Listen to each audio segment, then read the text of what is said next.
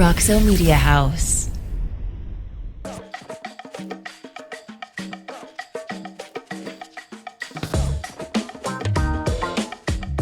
Welcome back to FORTitude, everybody. Season 2 is now in full effect. I am J.W. Wilson, my co-host Brenton Payne, across the desk. Welcome, Brenton. Good to see your face today. Yeah, looking good over there. We have a couple things to discuss. Our show, by the way, is brought to you by Captex Bank, our lovely friends at Captex, who we feel very strongly about because they're sponsors, and they also are some really good dudes. And only one or two really local banks here. Absolutely. So we all talk about buying local, might as well bank local. And Mike Thomas, we know you're out there listening. We love you, buddy. Yeah. Thanks for what you do for us, Mike. In Fort Worth. Zach Briseno, he is a 35-year-old Fort Worth police officer. Zach is the second known double amputee in the United States to become a police officer. He gets super applause for that. That's outstanding, Zach. I appreciate it. Welcome to the show, Zach. We're honored to have you in our presence. Thank you for being here. Thanks for asking me to come. On that note, there's actually 3 of us now that we all come from the same softball team. We all play on an amputee softball team. So there's 2 in upstate New York and me down here in Texas. So you have met these people? Oh, yeah. All cops? Very good friends. Yeah. Very good friends. Same way you got it the same way? We're all double amputees. Yeah. From below the war? knee. Right. Yeah. Oh, wow. Yeah. Who's the better ball player? Oh, man. I mean, I can't just say me, but You even though they all know it, it's fine. Beautiful, beautiful. We'll tag them on Yeah. So, Zach, before we get into the reason you're here and what's led you to this place in your life, we want to talk about your background briefly. Where'd you grow up? I grew up in north side of Fort Worth. Went to Castleberry High School and Northside High School for a little bit, but ended up graduating back at Castleberry. Castleberry. Very good. So when did you went to the Marines? Was that straight out of high school? About a week after I graduated, yeah. What led you to that decision? When I was younger, I had a lot of family that was joining. I saw a commercial and I was like, hey, I want one of those uniforms. I want to be that guy. And then, of course, September 11 happened. I was a freshman in high school. And I was running late to school that morning and saw the TV. And first one, obviously, I think everybody thought it was just an accident. Then you saw the second one. Yeah. So even as a 15, 16-year-old kid, I knew something was wrong. And I wanted to do something. I needed to do something. So while all of us were thinking these thoughts, who wanted to go help and serve, you actually did something about it. You signed up for the Marines. Yeah. So my dad was in the Army. He wanted me to go to the Army, but I don't know why. I was always drawn to the Marines. Was he okay with that? Was it like an issue for him or no? In the beginning, it was. Mm-hmm. There's a lot of pride in the various branches, kind of. Right. Thing. Yeah. And like I said, I had more family and friends doing the Marines, and just to me, it just seemed like the right thing to do. Yeah. And like I said, he eventually came around to it.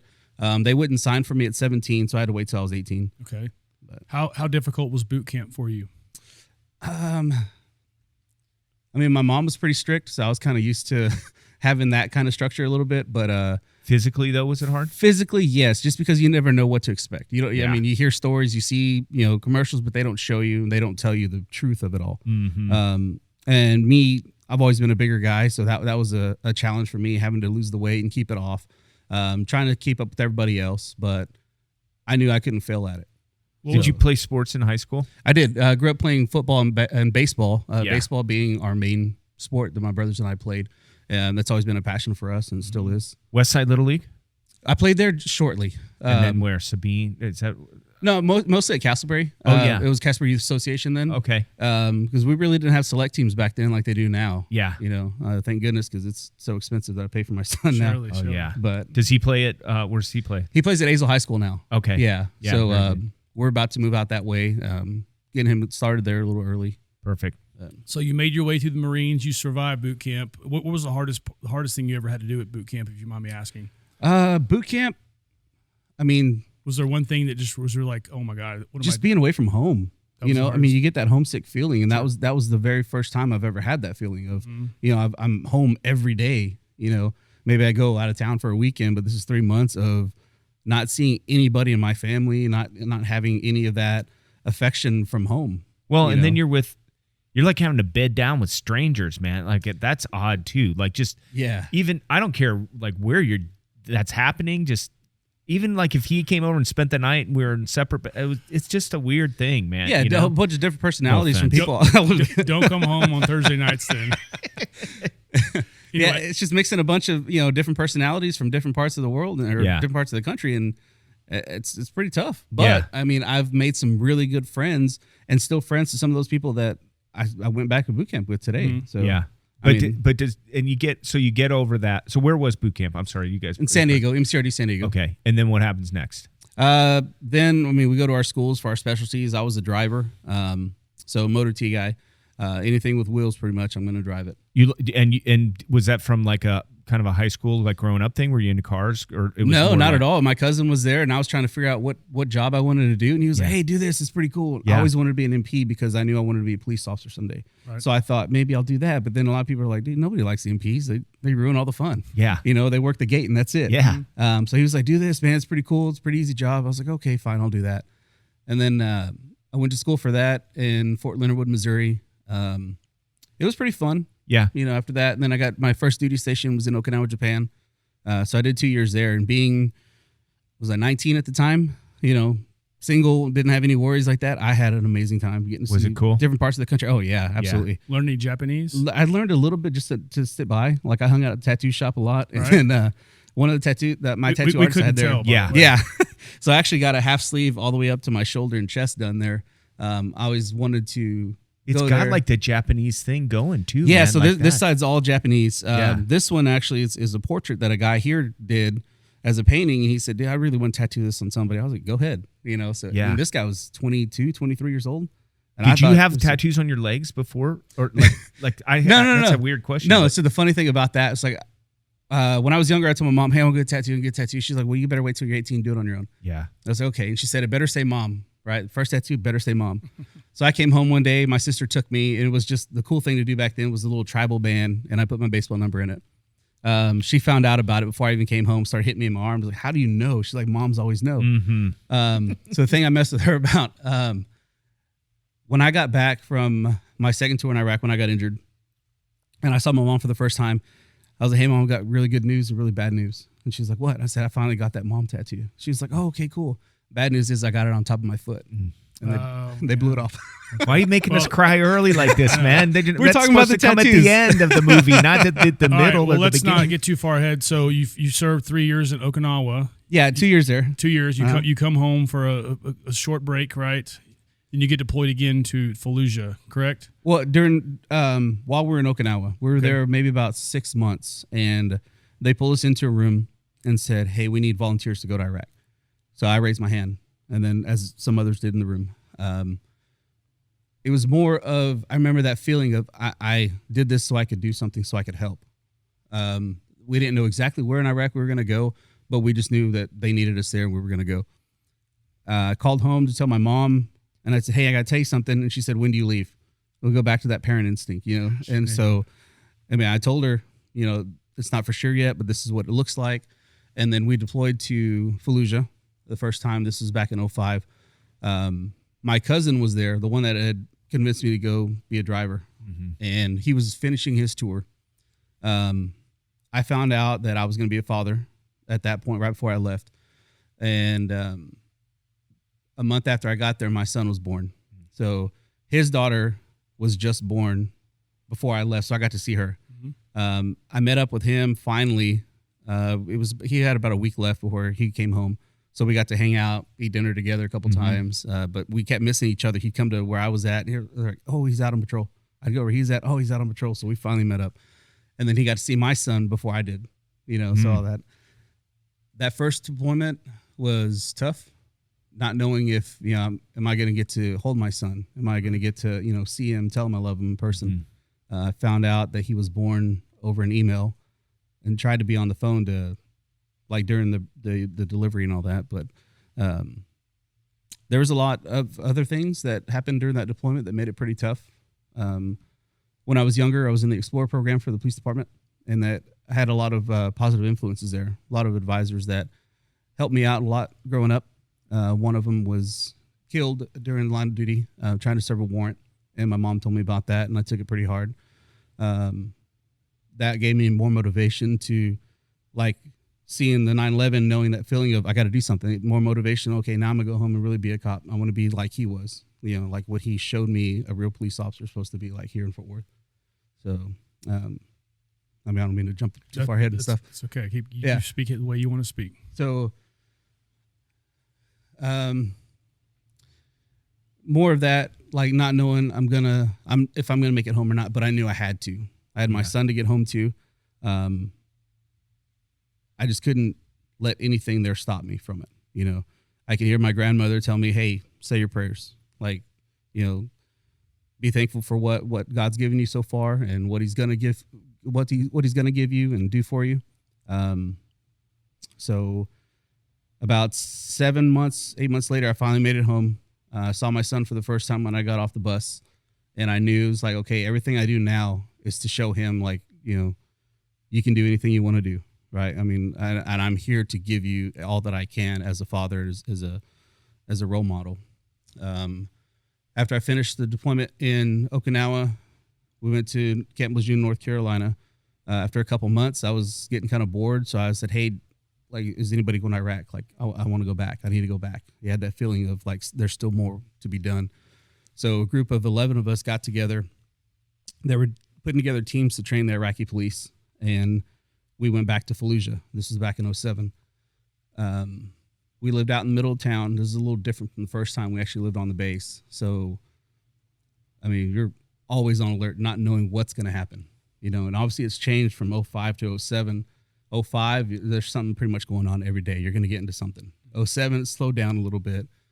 So at that time, are you like in a separate area and you're being called into the city each time? Is that the way? No, we lived in the middle of the city. Yeah. Okay. In 2007, we lived in the middle of the city. It was a building that was taken over. Yeah. We put up like little sand barrier walls around us, and that was it. Like, we had our neighbors here, like, they'd hold up chickens, like live chickens, like, hey, you want some chicken? Like, you know, a couple hours later, they'd bring us over cooked chicken. Yeah. You know, kids wanting to play soccer with us, or, you know, it's like I said, we're in the middle of the neighborhood. But there's probably this overall just tension. Oh, absolutely. Just constantly there. Like, do we trust this guy who wants to give us a chicken or soccer? For sure. Like, is this legit or not? It's just like this probably raised. Yeah, like, yeah, absolutely. Even some of the Iraqi police officers were really sketchy. You know, anything something would happen, they'd run. So I said, no, you'll get back here. This is y'all's. We're here to help you, not to do it for you. Yeah. You know, so like stuff like that, we didn't know who to trust. Mm-hmm. But there were some really good ones, you know, some very, very good ones that were there that were appreciative that we were there to help them. And you can tell that they wanted to learn. They wanted to eventually take over and do this on their own. About 3 months into our deployment there, we had gone to the main base to drop somebody off. It was a contractor that was a police officer here in the States, but was there advising with us. We dropped him off at the main base. We got to enjoy a meal. It was right after Thanksgiving. So, I mean, it's actually a decent meal. Yeah. You know, a hot shower, finally. And on our way back, I wasn't even supposed to be in the seat that I was in. I convinced my buddy to get out, and for whatever reason, he got out, I got in. Which seat, Zach? The front passenger seat. So, I mean, usually we'll switch it up. I mean, because driving all the time gets boring. So we'd be the driver, the gunner, or the front seat. And front seat, you're just on the lookout. You're like a watchman. So you're in charge. You're in charge of the radio. You're in charge of like the convoy if you're the convoy commander at that point. Yeah. But we were just talking. It was my driver, my gunner, who's standing between us, and I was in the passenger seat, and having normal conversation. Hey, dude, what are you gonna do tonight? Either we watched a movie, played some cards, played some dominoes, ride a letter home. We were just talking like nothing. All of a sudden, bam, it goes off. Like a blast goes off, our vehicle stops, and like right away you're just like dazed. If you ever been like hit in the nose and your eyes water, you know, and you get that stinging feeling. Your ears working or no? Totally. Oh, it's ringing. It's nothing but buzz. Oh, you know, can't even bells. Hear the other people around. Not at all. I remember seeing smoke and I remember smelling it. At that point, I didn't feel really anything but just like daze and confusion. Yep. I knew what it was right away just because we trained for this stuff and, you know, we've been around them before, but not that close. So apparently it blew up right underneath my seat. And we were told later that they were watching us from a building. And as soon as we drove on top of it, they blew it up. So they were really close by. I remember putting my hands to my face and trying to like wipe the smoke and sweat and everything from my eye, but my right hand never made it to my face. So it was broken half and hanging down. And I remember being able just to see my fingers dangling a little bit. And I looked out and saw some street, and I was like, wow, there's supposed to be a door here. But the blast blew the door open. Did the Humvees have the V hull technology? They did at this time. So was back in 2005, yeah. So that's I think they're crediting that to helping save my life. Yeah. Back in 2005, we had sandbags on the floorboard. So had it been back in 05, I definitely wouldn't have made it. I remember asking my guys at this point, hey, are you okay? Are you okay? They said, yeah, we're good. And then I start feeling a burning sensation and then a very, very, very painful sting. So if you're like your foot falls asleep and you hit it and it stings, you know what I mean? Trying to wake it back up. Yeah. It was just excruciating. Where? So I felt the burn about waist up. So I Okay. thought, okay, man, the vehicle's on fire. We're on fire. We need to get out of here. Something's happening. So down and below, it was just more stinging pain. My guy said they're okay, and I start feeling this. Something's not right. Let's go, let's go, let's go. Then I start screaming out. I start to fall out the passenger door, and my buddy reaches down, the gunner, and holds me by my vest and pulls me back in the truck. And I remember telling him, "Hey, tell my son I love him. Tell him I love him. I'm not. Tell him I love him." And he's like, we're gonna get you out. We're gonna get you out. We finally get to a safer zone. We roll our vehicle out. Could the vehicle still drive or no? Like this is for what we could. So the front end was damaged pretty good, but the back wheels were able to get us out of there. Chugging barely along. Yeah, so we're getting out. So we weren't too far away from where we lived. Mm-hmm. One of my buddies who was still at the building where we lived, he was on the roof smoking. He said he heard the explosion go off, and he goes down to the radio room, and he hears me on the radio telling him, "Hey, we just got hit. This is that." That part I do not remember. I don't remember calling out, but he was like, "No, it was you. You said where you were, what happened, and that you were coming in." So I guess I don't know, it's just muscle memory training or what. Yeah. We get to a safe zone, and they set up a security around us. They tried to get me out of the vehicle, but they didn't know how bad my legs were. So the bottom of the Humvee where my seat, my floorboard, my feet were, had mushroomed in, and what was left of my legs was caught in that. So they said like one of my left foot I think was in the street, my right foot was in the back seat. So as they tried to pull me out, they were actually ripping my legs a little bit more and more, and not knowing it until I let out a scream. They're like, "What's going on?" They had to put me back in, reach in and grab what was left out of that shrapnel, and get me down in the street and start the tourniquets, the morphine and everything they could to get me kind of comfortable. When that happened, where do they put the tourniquets, like in mid thigh, kind of both of them? Yeah. So apparently, when I first lost them, it was just above my ankles a little bit. But just because of the infection and stuff like that, they had to keep cutting a little higher. Yeah. So they did the tourniquets, they did the morphine. My buddy that was there and heard it came running out to us, and he grabbed my arm just to kind of comfort me, not knowing that it's broken in half. So I let out a scream. He was like, "What?" I said, my arm. And then, even years afterwards, I gave him a hard time about it, and he would still apologize. Like, "Hey, dude, I'm sorry." He's like, "Whatever, But I remember asking him, like, "Hey, is everything okay? Is everything okay?" And I remember, a lot of guys that have been in the same situation, we all have one concern in our head. It's like, "Hey, is it still there? Like, am I still a man?" And my core man I had there, he's like, "Dude, you're good." I was like, "Okay, cool, fine." No we try, problem for me. Yeah. We try to make light of it, a little bit, but I felt at ease at that point. Right before I left to go back to this deployment, my dad passed away. So I buried him. I buried him, and then the day after that, I left to go back. We had a rough time growing up together, or him and I. He battled addiction, so that was rough for me growing up. But at that point where my guys are on top of me trying to save me, do whatever they can, I believe I saw a vision of my father standing behind them, giving me a look like, "You're gonna be okay." And at that point, I kind of just, "You're gonna be fine," That was my sign to just relax, let them do what they have to do, kind of thing. And then from there, they flew me to Bethesda, Maryland, and I was there for about a month, had surgeries like every other day. They had to clean out my legs, do more amputations, and that was the first time I got to see my son again. I was having a rough time in the hospital. I would cry. Because I realized at that point is when I really, really realized my legs are gone, and I remember feeling horrible because a nurse came in and she was trying to comfort me, and I went off on her. It's like, "Well, you have your legs, you don't know, kind of thing." And this is all new to me, so I don't know how to act, or how to go about it. And afterwards I realized, like, man, I felt bad doing that to her. She left the room crying. My mom got to see me. She knew I was having a hard time, obviously. She went out to the hallway, and she was crying. Somebody walking by happened to see her and asked her what's going on. She told her what happened, just told them what happened. And he was like, "Hey, I have this guy that I think your son would really benefit talking to." She was like, yeah, fine. He was a Marine. He came in. He's a double amputee. You know, he comes in on prosthetic legs. I'm like, what are those? You know, I've heard about them, never thought I have to use them one day. And I'm sitting here thinking, like, I'm being in a wheelchair for the rest of my life. What am I going to do? Who's going to want me? What am I going to do with my life? You know, is my son going to be made fun of because his dad's different? You know, that was heavy on my mind. But he came in and he was like, man, I've been there. You know, at this point too, I've had a lot of people come in, doctors mainly, and man, I know how you feel. I know how you feel. It's like, no, you don't. You know, you're not in my position. But I could relate to this guy because he was. And he's like, I've been there, but there's nothing in life you can't do. But you just have to find a different way to do it. You know, he said he snow skied, he water skied, he mountain climbed, he tried out for a Major League Baseball team on prosthetic legs and did very well. Yeah. You know, and I was like, wow, you know, it's kind of like that light bulb in my head, you know, that changed it for me. He's the guy that inspired you to move forward. Yeah.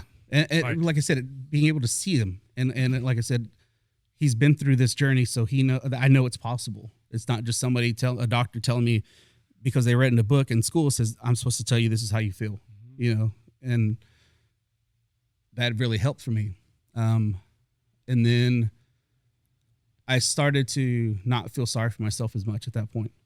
And then I went to San Antonio to do my rehab. I was there for about a year and a half, learning how to walk again and get my first set of legs. Had a rough time there. It's still new to me, this life. We went out to eat with my family and I'm in a wheelchair, don't have my legs on. And I notice all these people are just staring at me. You know, I look around, it's like, okay, this person's staring at me, this person's staring at me. And I'm getting pissed to the point where like I'm in tears. It's like, why do these people keep staring at me, you know? And when part of our therapy was to talk to a psychologist once a week. And I went and told this guy this, and I was just going off on him. I was like, all these people like mind their damn business. They're keeping staring at me, this and that and that. And he told me something. He was like, why do you think they're doing that? Or why do you think it's bothering you? I was like, I don't know, because they're stupid. Like, you know, and he said something to me. It pissed me off at first. He was like, dude, it's your fault that you feel that way. And I was like, why? Like, why would you tell me it's my fault? They're the ones staring. And he's like, you're not enjoying the fact that you're still alive. You're not enjoying the fact that you're here with your family, that your son is right here with you. You know, so I was like, dude, that makes sense. You know, he said, you're too focused on the negative and too focused on looking around to see who's staring at you. You know, enjoy your meal, enjoy your family, enjoy your life. I was like, dude, okay, it makes sense. You know, from then on, I was like, if I caught somebody staring, I was like, would you like to know what happened? Like, I don't mind sharing my story anymore, you know? So that really helped me. And then to see my 2-year-old son at this time running around, he didn't think his dad's any different. He didn't see me as any different. He saw me as home. He saw me there with him finally. He would push me around in my wheelchair down the hallway, and he actually screamed, "Daddy's home, Daddy's home." Mm-hmm. You know, so that helped me a lot. Do you like making people cry? Because I don't know if we got jalapeno juice going in the thing or something, but my gosh, man! I mean, what a beautiful story! I bet you're used to it, right? Yeah, no, I mean, just like so much gratitude through all this. You know, it's just it's good. Now that I have 4 kids, you know, I have 3 daughters as well. It's my main focus has been on showing them that no matter what happens to you in life, that you can do it. You know what I mean? It's like if they're ever faced with a decision or any type of bump in the road in their life, do they quit? Or can they look back and be like, hey, my dad was able to accomplish X, Y, and Z, even though he's been through this, you know, I have to try at least. And I told my son that the day I graduated the academy and he pinned my badge on me. I grabbed him tight and I was like, dude, you can do it. You can do it. You know, and I wasn't even 100% sure that I could do it when I first started the whole thing. I just knew I at least had to try because that's what I wanted to do when I was a kid. So were those the words? Like, what was it in you that just kept you going? Was it like, you can do it? Or yeah, I can do it. And if not, at least try. Yeah. Like I said, it shows them that they're watching me now. Yeah. So yeah, I'm not going to be here forever. So it's like, what do they have to look back on? Yeah. You know, I want to leave some type of footprint, if you will, in their lives to be like, hey, anything is possible. Right. You know, during your recovery, you had a special visitor. Can you tell us about that? Yeah. When I was in Bethesda, President Bush came by and presented me my Purple Heart. It was always cool because, I mean, how often do you get to meet a sitting president? Yeah. You know, so he gave me his challenge coin, which is, you know, something that's kind of coveted in the military world. I mean, it was great. He talked to me and my family for a while, even when Secret Service guys were like, "Sir, Mr. President, we have to go." And he was like, "Oh, you know, wait." And he stayed there and talked to us. It was very outstanding. very inspiring to see that. Outstanding. During the recovery process, what would you describe as being some of the harder things? You said learning how to walk again. Yeah, dealing with the pain. I think I've always used motivation as a factor for me on getting things done. My unit was still in Iraq, for another 3 to 4 months by the time I got hurt. So my goal was like, they're going to see me walking. I don't want them to think that this took me down and kept me down. So I made it a point to walk. So when they flew home, they got off the bus, they met with their families, and I came walking around a tent, and they didn't expect me to be there walking. I mean, granted, I could only walk maybe about 5-10 minutes at a time before it hurt too bad, but they were able to see me do that. What was that like for you and for them? No words were spoken. It was just all tears. Yeah, and hugs. Because everybody made it home from that trip. So that was the big thing. They got hit on foot 2 weeks after I got hit, so I was scared, and I got that phone call. But since then, we've lost 2 members of our team. One, unfortunately, to suicide a couple years ago, and another went back as a contractor after he got out of the Marines, and he got killed. Jeez. Did those thoughts ever cross your brain, if you mind me asking? Suicide? No. I've always been scared of it. I've always been scared of addiction due to having parents that were addicted. Mm-hmm. So even my pain meds, I would take them maybe for a week or two, and I'd take myself off them just because, it obviously ran in my family. Mm-hmm. I didn't want that to be me. And honestly, I think I'd be too scared to do it. Yeah. Like, I don't know. My buddy that did do it, unfortunately, I mean, he would call me 3-4 o'clock in the morning, and I'd answer, even if it was just to be like, hey, what's up? What you doing? Yeah. And I got mad at him afterwards, and I was like, why didn't you just call me one more time? Or why didn't I call him one more time? Yeah. Unfortunately, it's happening too often. I'm really hoping and praying that we can find something that stops that number from keep going up. Yeah. So, I think fortunately I've been able to answer a few calls of veterans since being a police officer, and have gotten the chance to talk to them. So the dispatcher knows a lot that, hey, if any of these calls, send me, because it does help to see or to talk to somebody that's been through it. Absolutely. You had 2 more goals after you walked in front of your fellow company before you got to be a cop, or cop was one of those 2. But tell us about the 2 other goals you had with the Little League. You promised you'd coach your Little League boy. Yeah. Baseball's always been a passion of ours. My brothers and I, and my older brother has a son, a year older than my son, and my younger brother just has 2 daughters, but he's already coaching them as well.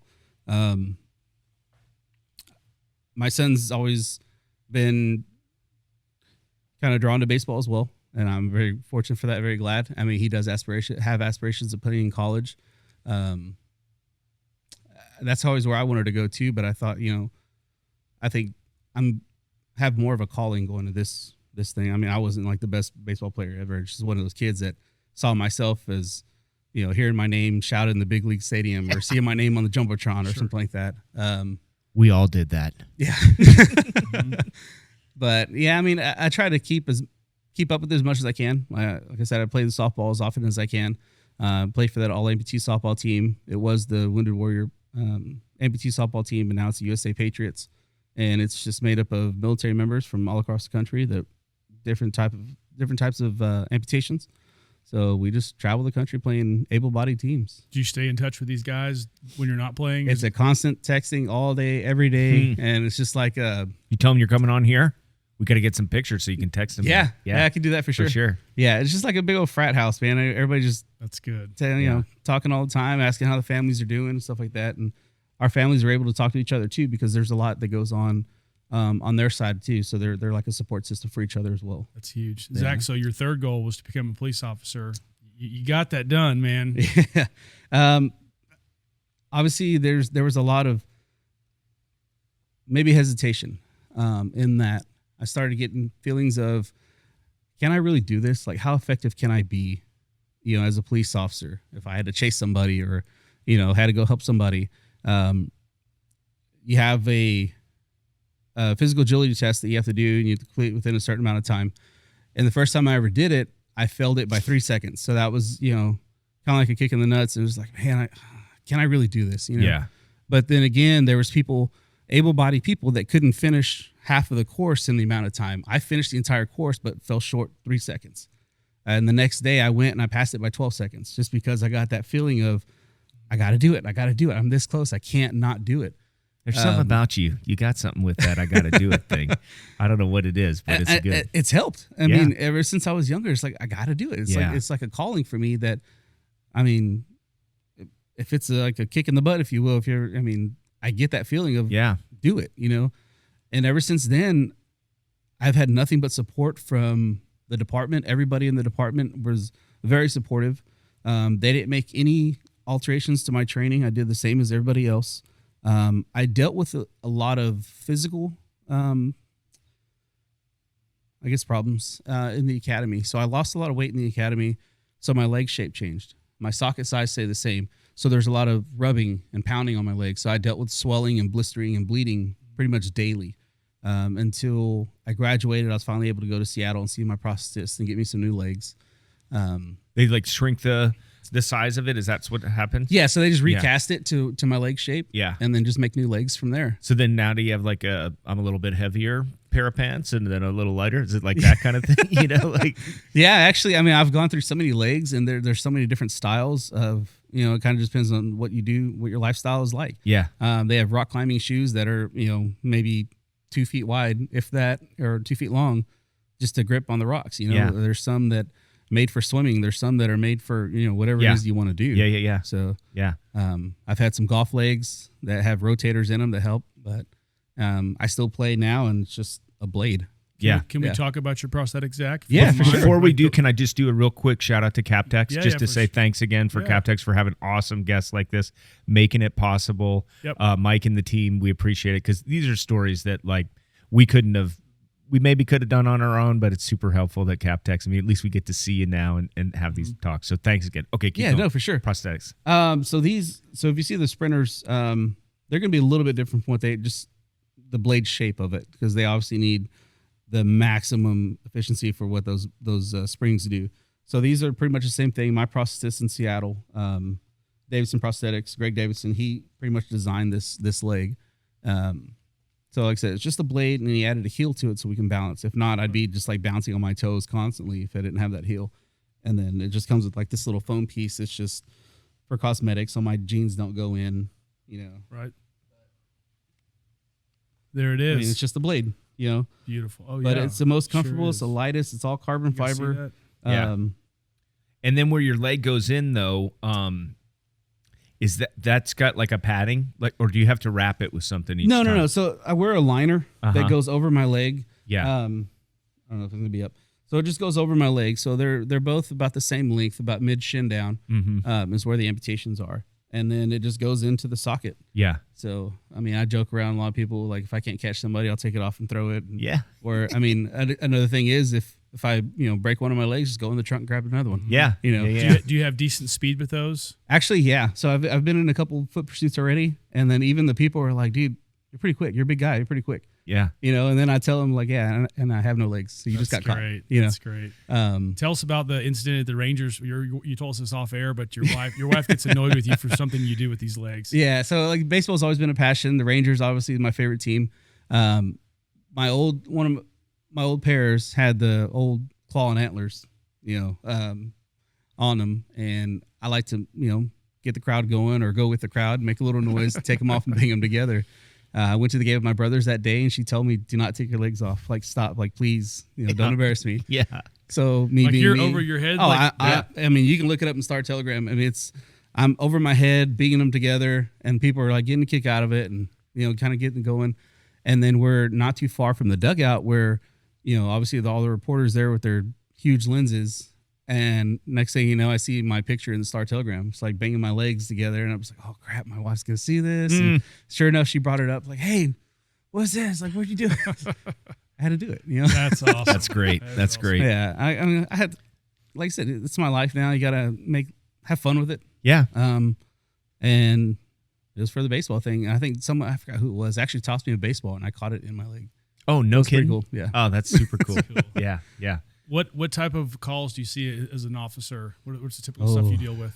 I mean, where I work now, it's kind of like the stockyards area. So uniform? You got uniform on or no? Oh yeah. I work patrol. Okay. Lots of drunk college kids. I'm guessing. Not as much as like the 7th Street area, Okay. but I mean, this is more of the older crowd. which is nice. It helps. More J-Dub's age? Is that like that? You know what? profile? Even me, like I can't stand that younger crowd anymore. You know, Yeah. I can't do that. I can't. Welcome to the club. Yeah, They I don't seem recover as quickly. Are they as raucous or no? Are they more docile? Or is it? Are they pretty in your face? I think just in today's day and age in general, Yeah. like the generation are more in your face just because they think they can get away with it, or they have no respect for I it. think Like, they're on TikTok, yeah, don't they? it's Yeah.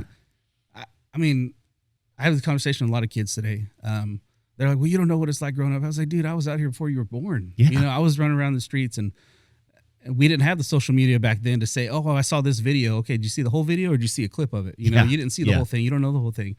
But I mean, that's a struggle in itself at work. I think dealing with a lot of kids that think they're entitled to stuff. It's like, dude, if you only knew. It's funny that we'll get calls like, oh, my 12-year-old is talking back to me. What was that? You know, Yeah. spank him. Yeah. Well, I can't do that. Yes, you can. Yeah. Like, or the kids like, they can't do that. Here's my belt. Do Mhm. it. Like the parent needs to know. Like we got it when we were younger, and Yeah. it worked. Right. Yeah. I didn't do that again because it worked. Yeah. You know, I didn't want that to happen again. Yeah. But they don't get that these days. Like I said, I mean, it varies. The calls. It can be something from, you know, my neighbor looked at me funny, or they called me a name. It's like, okay, I'm sorry they hurt your feelings, you know. But or it could be something as somebody's getting robbed and we need to get there quick, or somebody's having a domestic issue and we get there, you know, obviously as fast as we can to help out in whichever way we can. But there's a huge satisfaction in knowing that I'm helping people in one way or another. So, Sure. I mean, a lot of people are like, do you still like your job? Do you still like your job? Do you still like? I love it. Absolutely love it.